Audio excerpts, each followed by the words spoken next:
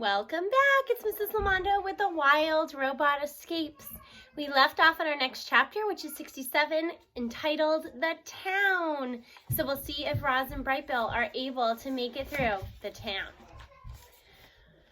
Pookie was a big little dog. Her body was round, her legs were short, her ears were long. Although the dog looked funny, she was serious about protecting her home. She slapped her front paws on the windowsill and stared into the night to make sure all was well outside. But all was not well.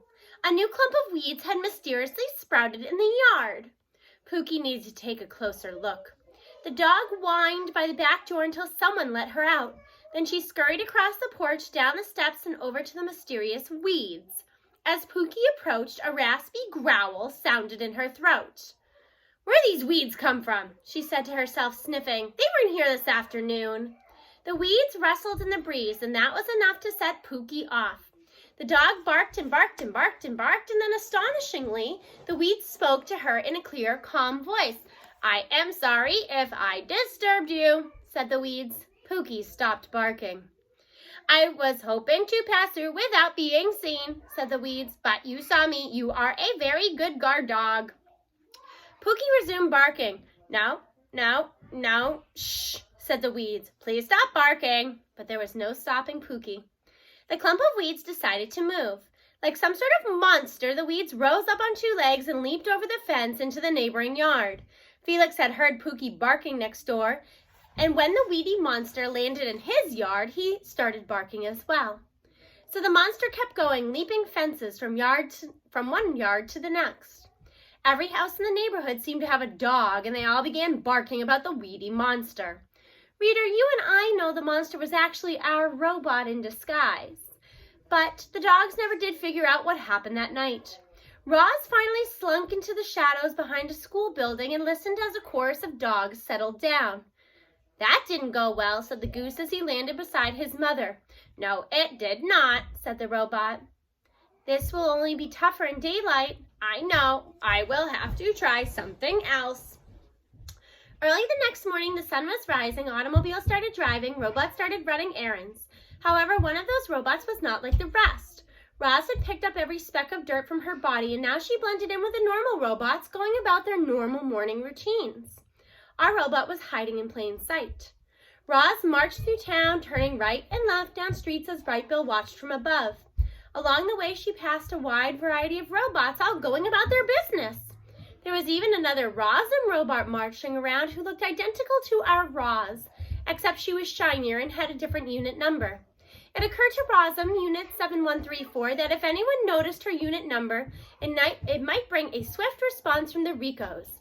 But as she continued past houses and shops, humans and robots, there didn't seem to be any danger.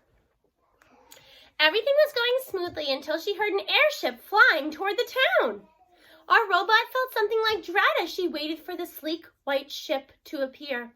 If the Ricos found her now, there would be no escape. But the ship that appeared wasn't white. It was black, and it flew over without stopping. Roz was safe, and suddenly she was dreaming about airships. Returning to the island would be so easy in a ship. She and Brightbill would climb in, fire up the engines, and be home in no time. But it was impossible to dream that way. There was no safe way, watch out for the phone please, for our robot to get in an airship. Alex, I need you, Alex. Okay, no, it's too loud to play with that right now. Sorry about that. Alex, stop hitting the table, please. Thank you.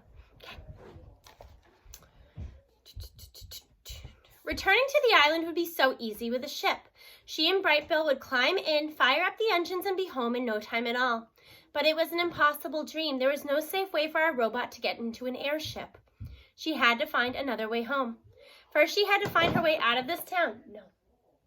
So Roz focused on her surroundings and continued marching along the sidewalks like a normal robot.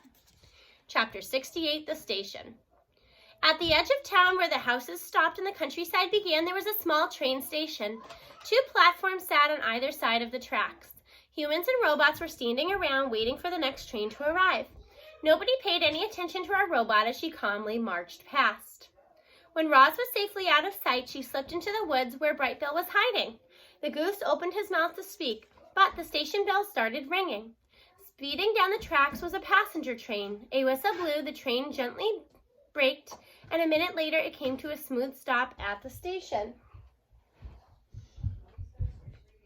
Passengers burst out of the train cars while others stepped aboard. The first 9 cars were reserved for humans and had wide windows and comfortable seats. The only robots allowed in those cars were service robots who brought food and drinks to the human passengers. Other robots were confined to the windowless car at the end of the train. "Where's it going?" whispered Bright Bill as he peeked out from the brush. "The sign says this is the express train to that city," whispered Roz. The goose turned to his mother. "We have to go past the city to get home. This train could save us a lot of time. We should hop on." The robot turned to her son. "I do not think that is a good idea. It is too risky." "Ma, I watched you walk through town. No one even noticed you. We'll be fine. Let's follow those robots into the last car. I'll find a hiding spot and we'll be in the city before you know it." Roz had questions. How large is the city? Do you know where to go? What if we get lost? "Relax, Ma. My pigeon friend Graybeak lives there. She'll be happy to help us." A voice called out from the loudspeaker, and the last couple of passengers hurried along the platform. "I'm going to check it out," said Bright Bill. With a quick flurry of wing beats, he fluttered out from the brush and onto the roof of the last train car. The goose lowered his long neck and looked through the open door. Then he looked back and waved for his mother to join him. A whistle blew and Bright Bill waved faster. Roz had little choice, so she slipped out of the trees and marched onto the platform. "In here, Ma!" Bright Bill pointed down to the doorway beneath him. Everything in this situation made our robot nervous. Her survival instincts were tingling. Roz looked up at her son on the roof, and she stepped through the train door. Before Bright Bill could flutter in behind her, the door slid closed and the train began to move. Chapter 69, The Train. A lot going on in the background today.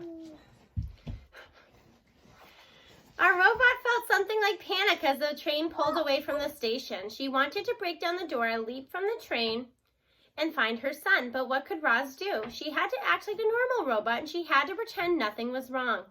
The train car's interior was a long windowless room filled with rows and rows of robots. The robots were all facing forward, all standing still. If not for their softly glowing eyes, you might think they were statues. Stop. Please stop. Some of the robots were perfect and new, but most had scrapes and dents. None more than Rosam Unit 7134.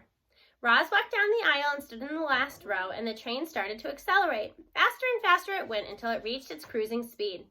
Then it hummed along the tracks, occasionally swinging left or right as it snaked around a curve. With no windows, Roz could only wonder how far she was traveling, and she could only wonder about the scenery outside. Mostly, she wondered about her son. Was Bright Bill okay? How would she find him? Would they ever see each other again? Of course they would. Bright Bill was smart and resourceful. The goose would simply follow the train tracks into the city. Then he would find his pigeon friend, Graybeak, and she would help them reunite. Roz just had to stay out of trouble. Time crawled by. The robots gently swayed with the motion of the train. Finally, there was an announcement from the loudspeaker. I don't know. Next and final stop. It wants an election. Yes. Center City Station. The whistle blew and the train braked and slowed and came to a smooth stop. The door slid open and the robots filed out.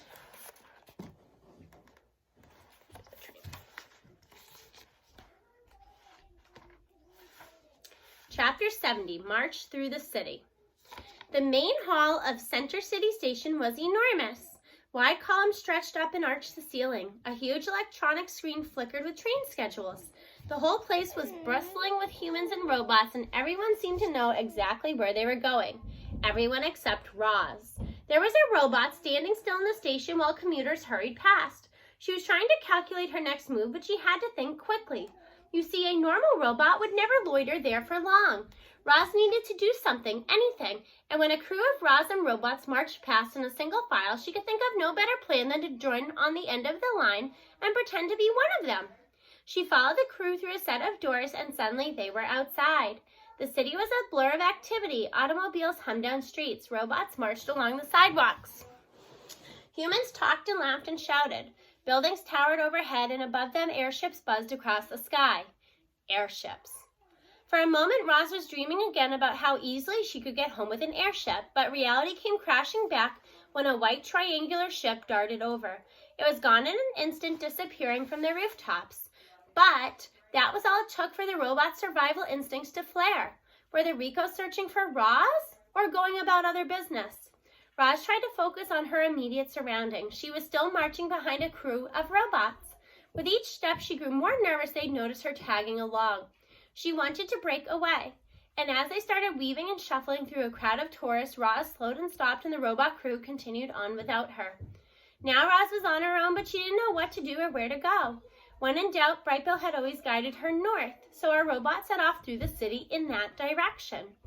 While marching northward, Roz passed beautiful boulevards and architecture and gardens and art, and yet she had to ignore it all. She had to act like a normal robot, and a normal robot would never wander the city admiring beautiful things. Wherever Roz looked, she saw normal robots concentrating on their tasks and on nothing else. They ran errands, delivered food, swept sidewalks, cleaned windows, fixed machines, built glorious structures, and did more jobs than you can possibly imagine. Most walked on two legs, but some rolled on wheels or slid up and down the sides of buildings on tracks. The city was a glittering, modern metropolis, where humans lived in luxury, all thanks to the tireless work of robots. Roz was marching when the sunlight faded and the city lights brightened. She was marching when the humans went in for the night and the robots continued to work. She was marching when the sun came up and the humans filtered out of their buildings. A new day began in the city, and there was Roz marching north, blending in, anxiously hoping her son would appear. Chapter 71, Observations. Sunlight sparkled off the skyline. New buildings were constructed. Old buildings were taken down. Cargo ships docked in the harbor. Delivery trucks unloaded crates. Bright signs flickered with advertisements. Robots worked behind the scenes. Children played in parks. Adults ate and drank at outdoor cafes. The city pulsed with energy. A wild robot observed it all. Chapter 72, The Police. A pair of police robots stood on the sidewalk while foot traffic glided past them. Their heads swiveled back and forth as they scanned the crowd with their glowing eyes. The police looked menacing but sounded friendly. Whenever a human walked by, they'd say, "Have a nice day," in a perky voice. There were a lot of humans walking by, so the police kept repeating their words. Have a nice day, have a nice day, have a nice day. Our robot was not having a nice day. She was alone in the city. She was worried about her son. She wanted nothing to do with the police. But she couldn't avoid them. If she turned suddenly, she might draw their attention. So she kept her eyes forward and calmly marched along with the other robots on the street. Roz might have looked calm on the outside, but on the inside her thoughts were scrambled. Were the police dangerous? Did they work with the Ricos? Was she about to be caught? It seemed as if the police were watching Roz. Their eyes lingered on her for a second, 2 seconds, 3 seconds, and they continued scanning the crowd. Our robot felt something like relief when she made it past without incident. She went on her way, just another robot on the street, and those perky voices gradually faded behind her. Have a nice day, have a nice day, have a nice day. So next time, we will read all about the pigeons and see if they are as helpful to Roz as she hopes. See you then.